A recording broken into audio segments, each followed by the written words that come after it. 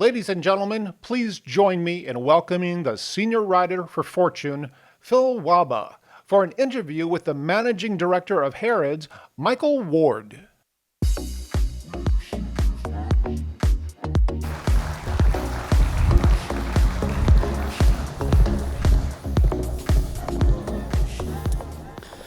Well, good morning, Tak, for being here and surviving the parties last night. And Michael, thank you for being here with us today. It's going to be wonderful to interview you because, as I was telling you before we came on, Harrods is a store I haven't been to in 10 years, but I used to go a lot as a child visiting my family, my aunt in London. So, you joined Harrods in 2005. Last year, sales were up 4% to 1.4 billion pounds. Big increase in profit. You're spending a lot on capital expenditures. You're redoing 4 food halls. A lot going on there. So maybe, how is business going at Harrods these days, if you can bring us up to speed? Well, we're very lucky that, notwithstanding Brexit, London is really one of the true international capitals of the world. And it sits almost on a crossroads of Asia, of America, of Africa and Europe. And we managed to get, through the excellence of the products, all of those people centered in London, and the primary course and the primary direction is Harrods. So what's the other global capital? Just make this New Yorker feel good. I would say definitely New York, yes. I have to make you feel good. Thank you, despite everything that's going on. So let's talk a bit about these big projects. Obviously, stasis in retail is deathly, and Harrods has been anything but static these days. Tell us a little bit about these projects of food halls that are being remodeled, what you're doing with the watches and beauty sections, but more importantly, tell us why you're doing all that. Well, we've got a program over the next 3 to 4 years that's totally remodeling the entire store. And it touches, apart from women's wear, virtually every section. And the reason is quite simple, that if you are ever complacent and stationary in retail, then you start to die.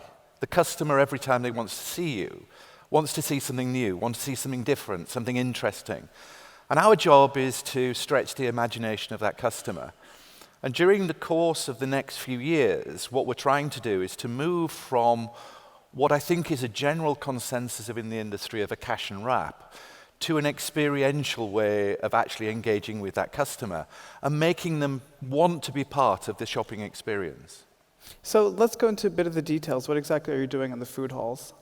Well, we want to try and recover our gastronomic crown in London. We've let it slip a little bit. So we're spending nearly £20 million restoring all of the food halls, but taking it to that absolute point of excellence. And as I say, that engagement. So the latest hall, which will open on the 5th of November, the bakers will be in the hall. You'll be able to see the bakers, and every hour the sourdough and all of the others will come out of the ovens with those amazing smells. You'll be able to roast your own coffee. We've been scouring the patisserie training schools of Europe for the past 3 years, and we currently have the best patisserie chef in the UK and the best chocolatier to be able to deliver on the promises of absolute excellence. In the store, we have 28 restaurants. We employ 150 chefs, and it's about making sure that that is perfection every time it's delivered. Well, it's a big contrast to your counterparts in the US, which typically do have a restaurant in a luxury store, but a single one, and certainly no bakery. But I guess if you can smell a good pain au chocolat, you might want to then go buy an item from Christian Dior.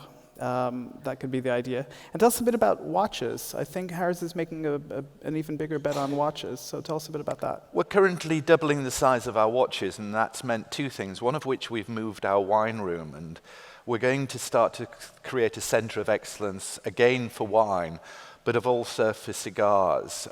We've got this amazing technology which allows you to have your cigars in the store, and you're monitoring your keep from anywhere in the world.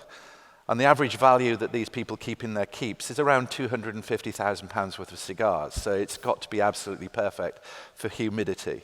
And we've got a room that will allow people to smoke in, which has got an airflow system which allows you to smoke, but not even your suit would smell of cigars afterwards. Oh my God, that sounds like very high tech, more high tech than anything we heard at this show before. And in terms of watches, we last refurbished about 6 years ago. And again, it's this constant wanting to renew and press the boundaries. So putting the service and putting a new service center with state-of-the-art service at the center of an amazing boutique of personalization. And I want to talk a little bit about beauty, and you'll all have to forgive me since I live in the United States, but you know, the department stores have lost a lot of their market share in beauty to lower-end retailers, and they simply have not updated their beauty sections. Now that's starting to change. What is Harrods doing in the beauty area? Well, I think there's two aspects of this. One of which is, about a year and a half ago, we launched on our 6th floor Salon de Parfum, which took really exclusive blends. We also took master perfumers, so that you can spend half a day with a master perfumer, talk about your likes and dislikes, and we'll create a fragrance which is particularly for you. So it's pushing the boundary of exclusivity and excellence in terms of perfume. Beauty is one of the most disruptive sectors that we've currently got. We've started to see, and it's dominated by millennials, the customer simply wanting the look. So the products become secondary. And that's why we've seen the emergence of the brands such as Charlotte Tilbury, Anastasia of Beverly Hills, and Huda, who create a look for a customer. And they're totally interesting. How do I get that? How do I look like that person? And then just sell me the products. So you've moved way past chasing customers down with Aerospray and trying to get them to buy the fragrance from you, which they haven't gotten past that in the US yet. But well, I think it's an important part, and we were the first ones. We brought over Kim Kardashian's personal makeup artist to do personal classes for all of our top clients. And I was staggered. One night was over £100,000 to teach our customers. But the customer wants that. They want to know how to contour. They want to know how to get that particular look. And they don't. I don't know how it is at Harrods, but in the United States, beauty consumers don't want it to be dictated to them by the salesperson. It's much more interactive and much more about learning than it is about the seller imposing what they think it should be. All about learning, and we did a lot of interactive videos in terms of how do you get looks. The most sought after and most viewed look was of a boy who turned out to look like a girl. And they were just amazed. How do you make that person look like that? So switching gears, earlier you evoked Brexit, which of course is all the news we ever seem to hear out of Great Britain. What has been the impact on your business? The lower pound is probably bringing a lot more tourism, but has it hurt your business with domestic customers? What has been the impact so far? Well, dealing with the two parts of that. Firstly, all of the luxury brands now have international pricing. So the price of a Chanel bag is the same in Paris as it is in London. So instantly prices were equated. So the Brexit effect was largely in your own bought product until the season changed, but it was relatively minor. For the luxury and affluent customer, really Brexit it's not altering their shopping patterns. We were very clear when we started our journey. We focused on the top 0.1% of the world's wealth. So we excluded 99.9% of the world, which I think a lot of people said we were a little foolish, but it gives you absolute focus. And that absolute wealth of that customer is not really moved off course through Brexit. Are you reliant on how the city does and how bankers do, or do you have such a diverse clientele that if their bonuses aren't so good, it doesn't matter? We have a very, very diverse clientele. So in terms of where we draw from, China is our biggest market. And to put that into perspective, 25% of the retail spend in the United Kingdom by the Chinese is in Harrods. Wow. So we have very large authority across a lot of these categories. So you have a single store, which makes you very different from counterparts in other countries. As we were discussing before backstage, some of your counterparts in the United States, under pressure to keep growing, have turned to outlets and off-price model. And now we're seeing a bit of retrenchment. Neiman Marcus is closing about a third of its last call stores. I think that they realized that it was hurting their brand. So obviously you are a single store, but are you ever tempted to dive into the off-price world a little bit, or how do you do clearance without that outlet? To me, off-price is an anathema with luxury. Our job is about exclusivity, experience, connecting with customers. And if you do that, that shopping experience overextends that of price. We have to have a sale. It's effectively getting rid of the mistakes of the buying teams. But it's now shorter and shorter and shorter, and we tend to have much more time on price. Getting new product into our sale is our key, and by the end of the first week, we are predominantly new season now. Are you using technology for better inventory management, or how are you managing to not have too much to clear? Most of the technology people in this room will hate me. Get ready. What we do is when the buyers go out to a buy, I ask them to switch off any form of technology. And we are very old school. So we buy in terms of cash amounts and we negotiate those cash amounts. And the reason for that is we've got brilliant buyers. And the difference between ourselves and the US and indeed .com is our edit is exceptional. People want to come for that breadth of range, slightly shallow, but really an exceptional edit. That's the skill of the buyer. A computer will never tell them because it sold last year, it's going to sell this year. It's all about understanding where the trends are. Now, when they get back, we switch on the merchandise management system and we monitor them. But we don't want to lose that real skill and flair and expertise of the buyer. So, in terms of your SKUs, has the percentage of SKUs of what you sell at Harrods that is exclusive to Harrods, has that changed or varied much in the last few years? Every year we try and get more and more and more that's exclusive to us. And we work with the big brands to get major periods for us. So during the summer months, we were lucky enough to work with Gucci for 4 weeks. Gucci took over the entire store. We had their DIY range. We had exclusive ball gowns. We had moments where you could experience every aspect of Gucci. And nowhere else in the world had that. So that's about how we make ourselves destinational and how you make yourself wanting to move, whether or not it's from the .com era or anywhere else. It's, I really want to shop in Harrods because I know it's something special. So let's talk a little bit about younger shoppers, which in the US have bedeviled a lot of the luxury retailers. They behave differently from people in their 40s and 50s and 60s. So how are you attracting younger shoppers, and what behaviors do you see different among them than older ones? It goes back to the conversations of experiential. What they want to do is to understand the experience, and they want to be engaged. Beauty is a great example. We as a store over-index on millenniums by about 100% because we understand the brands, we get exclusivity of those brands, and we offer masterclasses.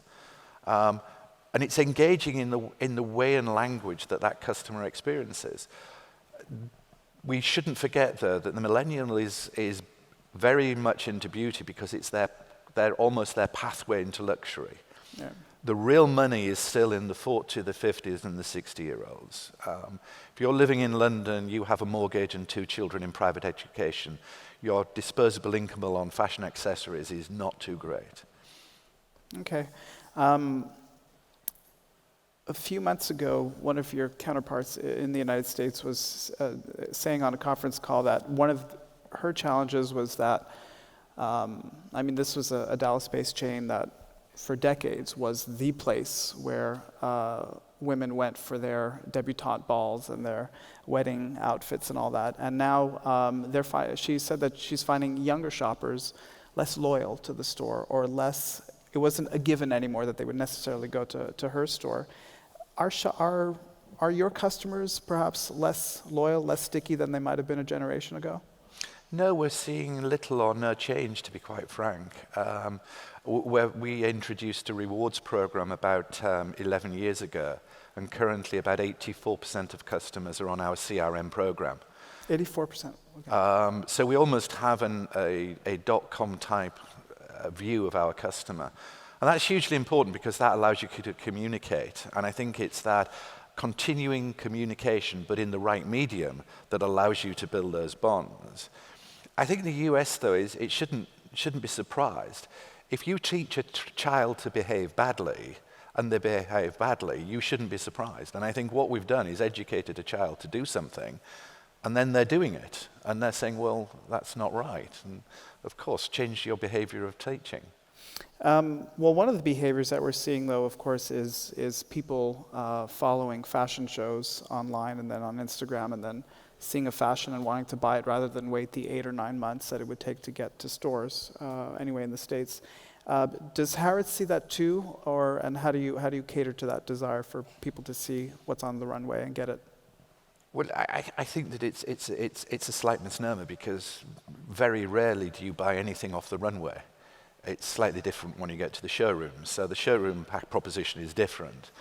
I think a lot of this is about managing the expectations, and it's all about the constant communications with that customer again. Make them aware of what the lookbooks are. Take them through the process so that they're first. Make them feel special, that they are the person that will get that product before anybody else. Don't just sort of leave them in a wilderness for 4 months. And I think that process is really quite important. So, again, not to compare with the States, but we've seen in the last couple of years some of the higher-end brands, not quite luxury, wanting to retrench a little bit from department stores, which are having a real hell of a time over there. And I'm wondering, how are your relationships with your vendors, and has that changed? And I guess since you don't do outlets, you don't really have to worry about it as much, but how are your relationships with vendors? Our vendor relationships are amazing. All of the top super brands see Harrods as the shop window of the world. So they're absolutely desperate to get into the proposition. And I think what we do is we're very old-fashioned in our approach. We're an old-fashioned department store and very proud of it. If I compare a shopping experience of fine jewellery, if I've got £250,000 to spend on a necklace or a pair of earrings, I've got two alternatives. One, I can go down Bond Street. I can ring a doorbell and be confronted by this huge security guard who will deign whether or not I'm worthy to go into his shop. I will be then attacked by shop assistants who probably haven't seen a customer for the last 2 days. And I'll see a beautiful piece of jewellery. And then I'll repeat that process 7 times as I go through Harry Winston to Graff to Bulgari. Or I can wander around Harrods. And I can walk into Graff, I can walk into Bulgari and see that gorgeous Tutti Frutti, and then into Harry Winston. And at the end of it, we'll put them all together on a table for you. And it's about creating that amazing shopping experience. And I think people are losing sight of that. And the brands do disproportionately well with us because customers who are happy tend to spend more money. And therefore, they're really engaged with us. We're very fortunate to have pushed the price architecture. So if people want access to that really higher net worth individual, they really have to be in Harrods. That's a good spot to be. When we were backstage, we were talking a little bit about some of the money you're spending on your store, and you kind of blew my mind with an elevator that you were describing. Maybe you could share with the audience a little bit about your why you would spend so much money on things that might not be obvious to the customer, what the value is. I think it's the whole of the store is the experience. And therefore, having a gorgeous ground floor and then going up and finding that the cobwebs gradually increase the further you go up the store, we don't subscribe to that. It has to be gorgeous all the way along. And yes, we did an escalator last year, and to make it absolute perfect, we wanted vision. So to get that vision, we had to put 28 piles 30 meters into the ground. We had to put 40 ton of steel on the walls to make the escalators float. But that's about attention to detail. And the more that you go through this higher-end customer, it has to be absolutely perfect. And I always say that whenever I'm doing anything, whether or not we're doing a shop fit, you're always lulled, particularly by finance, into can we save a little bit here, can we save a little bit there? But I tend to have two devils, one on each shoulder. And one is Hermes and one is Chanel. And whenever the finance person says, should we save that money, I look at Hermes and he says, no. Go for it, right? Yeah. And Chanel says, just go for it. And therefore, that we have a most amazingly beautiful store. Well, to end the talk, I would say, thank you. I think it's always a good idea to listen to the devils on your shoulder, especially when they're speaking French. So thank you very much, Michael, for joining us today. And I promise I will come to London and visit Harrods one of these days. Pleasure. Thank you very much Thank indeed. you very, Michael. Thank you.